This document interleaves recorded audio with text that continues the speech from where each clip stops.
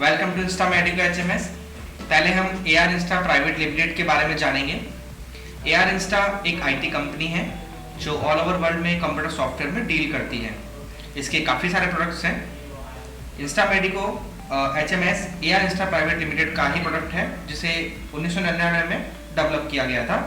तो आज हम इंस्टा मेडिको HMS का ओवरव्यू डिस्कस करेंगे।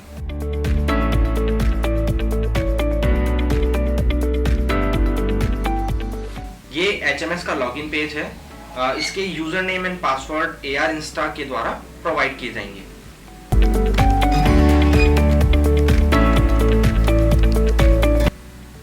ये HMS का डैशबोर्ड है।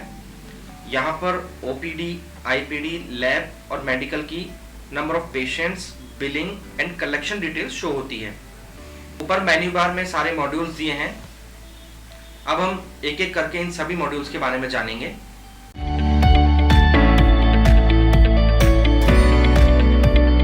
पेशेंट मॉड्यूल के बारे में बात करेंगे।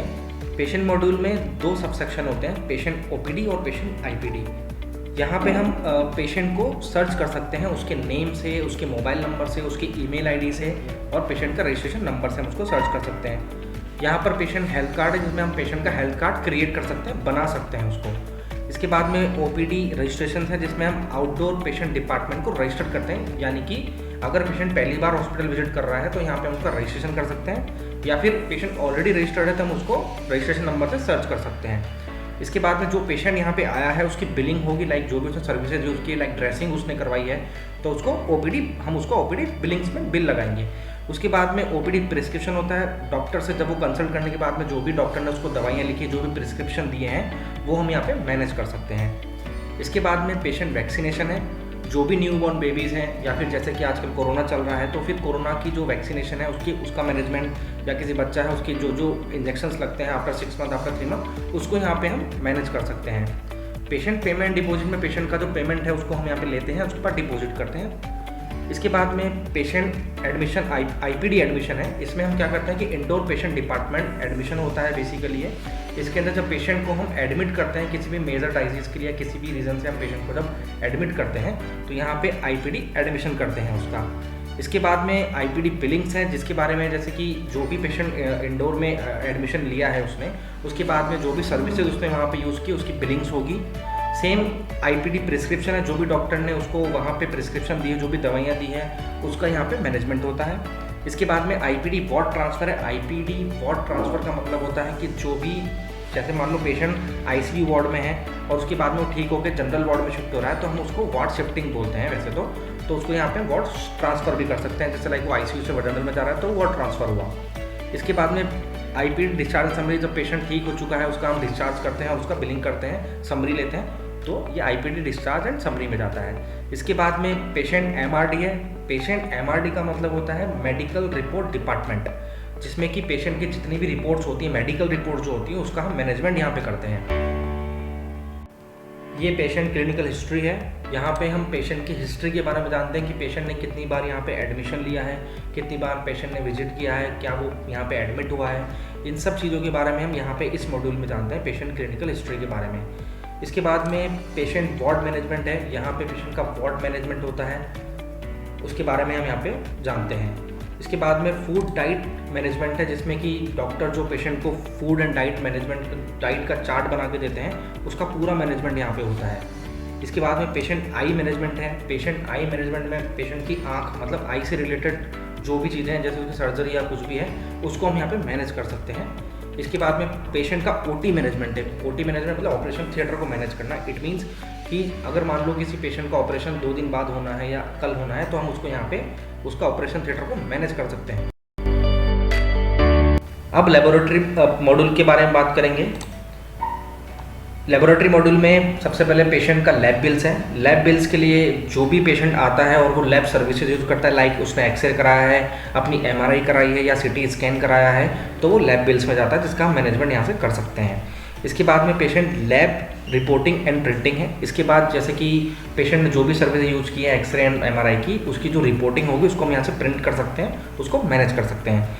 इसके बाद में पेशेंट लैब पेमेंट है, लाइक जो भी सर्विसेज जैसा मैंने अभी आपको बताया यूज़ की है, एक्सरे, CT स्कैन, MRI, तो उन सर्विसेज का यहाँ पे पेमेंट होगा। और ये जो पेमेंट है ये हम OPD और IPD बिलिंग्स के अंदर जाके भी कर सकते हैं, वहाँ पे भी सर्विस दी हुई है आपको।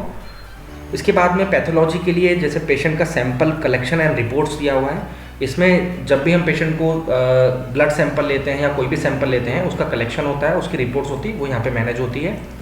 इसके बाद में पेशेंट वाइज रिजल्ट एंट्री है, जैसे कि जो भी हमने सैंपल कलेक्ट किया है पेशेंट का, उसका जो रिजल्ट होगा वो यहाँ पे उसका मैनेजमेंट होता है पूरा। इसके बाद में सेम वैसे ही रेडियोलॉजी में होता है, patient radiology sample collection reports होता है, यहाँ पे वैसे ही सैंपल कलेक्शन होता है पेशेंट का रेडियोलॉजी के लिए। उसके बाद में उसकी रिपोर्टिंग यहाँ पे मैनेजमेंट होता है पूरा। इसके बाद में patient radiology wise result entry होती है, सेम वैसे ही जैसा हमने पैथोलॉजी में आपको बताया था, उसका जो रिजल्ट होता है उसकी एंट्री होती है, जो भी रिपोर्ट्स के रिजल्ट्स आते हैं उसकी यहाँ पे मैनेजमेंट होता है पूरा। अब मेडिकल मॉड्यूल के बारे में बात करते हैं। मेडिकल मॉड्यूल में मेडिकल परचेज ऑर्डर है। इट मीन्स कि जो हम मेडिसिन परचेज करना चाहते हैं या जो भी मेडिकल इक्विपमेंट हम परचेज करना चाहते हैं, हम उसका ऑर्डर यहाँ बना सकते हैं, उसको ऐड कर सकते हैं। इसके बाद में मेडिकल परचेज है। इट मीन्स जो भी हमने ऑर्डर यहाँ पे अभी तक बनाया है उसकी बिलिंग की डिटेल्स होगी, वो सारी मैनेजमेंट वो मेडिकल परचेज में होगा। इसके बाद में वेंडर पेमेंट है, जिस भी वेंडर से हम ये जो परचेज है वो कर रहे हैं, इसका वेंडर पेमेंट का मैनेजमेंट वो पूरा हम यहाँ से देखेंगे। इसके बाद में मेडिकल बिल्स हैं, जो भी हमारे आउटसाइड पेशेंट हैं या जो इनसाइड पेशेंट है, inside in the means indoor जो पेशेंट है हमारे, उनके जो मेडिकल बिल्स हैं उनका मैनेजमेंट हम यहाँ से कर सकते हैं। इसके बाद में मेडिकल पेशेंट पेमेंट है। इसके बाद जो मेडिकल बिल्स होते हैं उनका जो पेमेंट होता है उसका मैनेजमेंट हम यहाँ पे देखते हैं।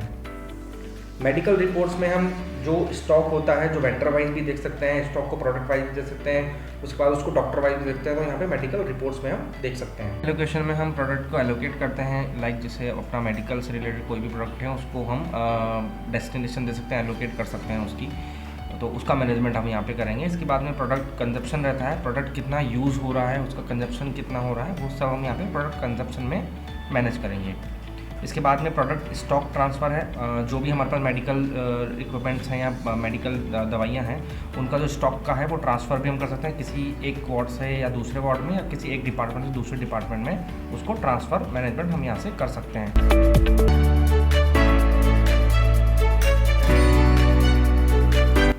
अब रिपोर्ट्स मॉड्यूल के बारे में बात करेंगे। रिपोर्ट्स मॉड्यूल बेसिकली सभी जितनी भी हमने लेबोरेटरी है, मेडिकल है, कैंटीन है, इन्वेंट्री है, ह्यूमन रिसोर्स है, फाइनेंशियल अकाउंट्स है, इनकी जो रिपोर्ट्स हैं वो हम यहाँ से भी निकाल सकते हैं रिपोर्ट्स में जा कर के।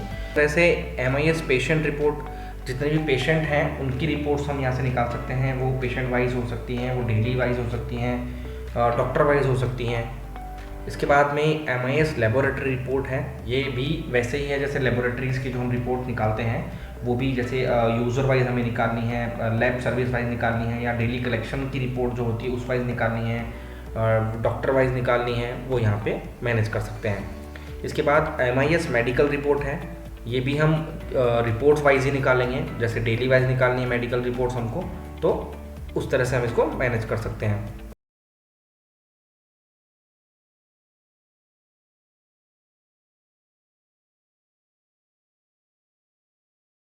मास्टर मॉड्यूल के बारे में जानते हैं। मास्टर मॉड्यूल वो मॉड्यूल है जिसमें बाकी के जितने भी मॉड्यूल्स होते हैं, जैसे पेशेंट हो, लेबोरेटरी हो, मेडिकल हो, ब्लड बैंक हो, एक्सेट्रा एक्सेट्रा, इनकी ये जो मॉड्यूल होते हैं इनका जो कंट्रोल होता है वो सारा मास्टर मॉड्यूल में होता है। लाइक जैसे हमें कोई डॉक्टर का नेम क्रिएट करना हो, या डॉक्टर क्रिएट करना हो, या हमें कोई ऑर्गेनाइजेशन क्रिएट करना हो, या हमें कोई वार्ड नया क्रिएट करना हो, या बेड क्रिएट करने हो, तो ये एक एग्जाम्पल के लिए मैंने बताया, इस तरह की सारी सर्विसेज हम मास्टर मॉड्यूल में क्रिएट और एडिट कर सकते हैं।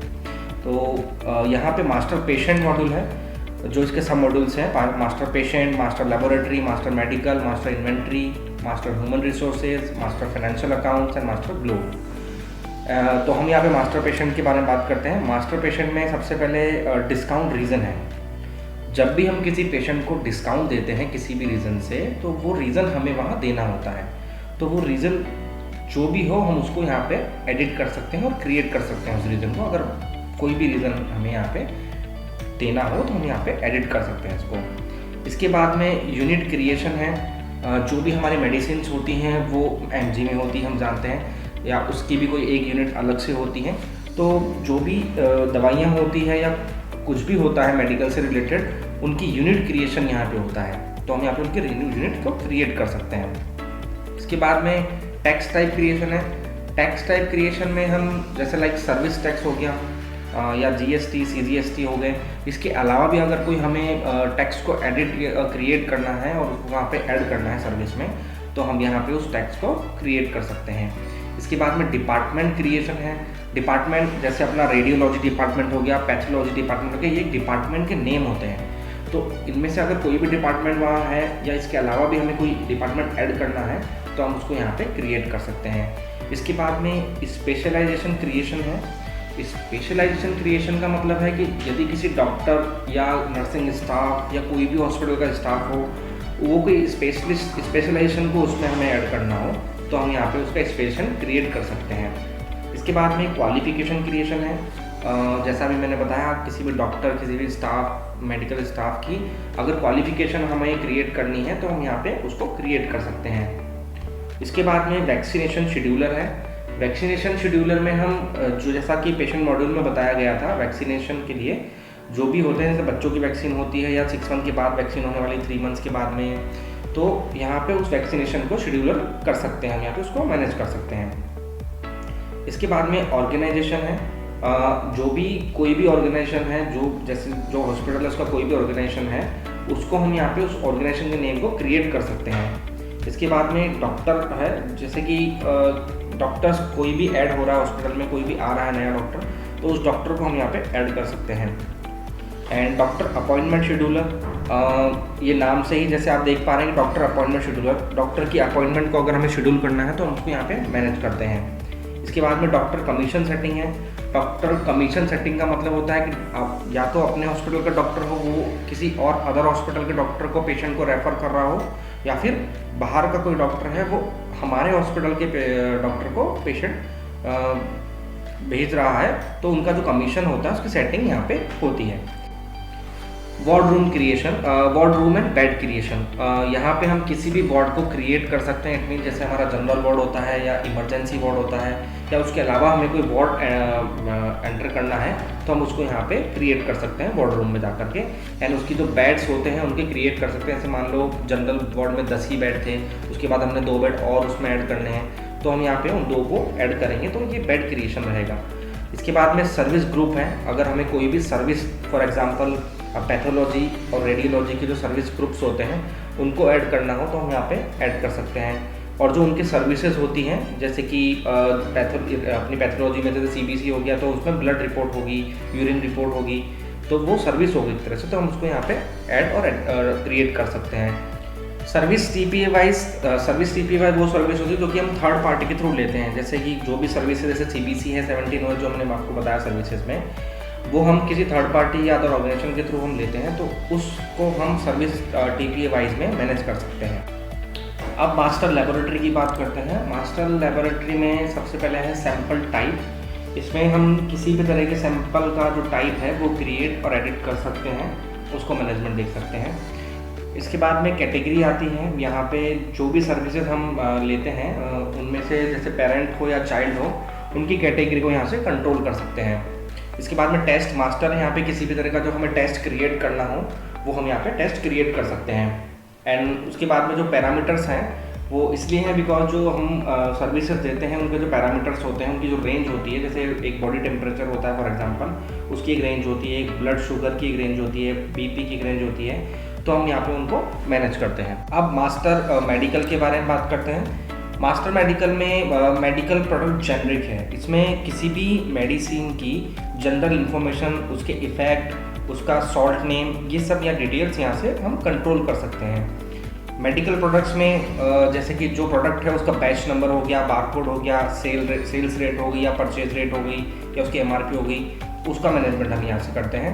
एंड इसके बाद मेडिकल वेंडर है। यहाँ पे हम वेंडर के पूरा मेडिकल डिटेल जो वेंडर का डिटेल होता है उसको यहाँ पे ऐड और क्रिएट कर सकते हैं, उसको मैनेज कर सकते हैं। यहाँ पे HMS का ओवरव्यू फिनिश होता है। नेक्स्ट वीडियो में सारे मॉड्यूल्स को डीपली एक्सप्लेन करेंगे। So please do like, share and subscribe for more updates. Thank you.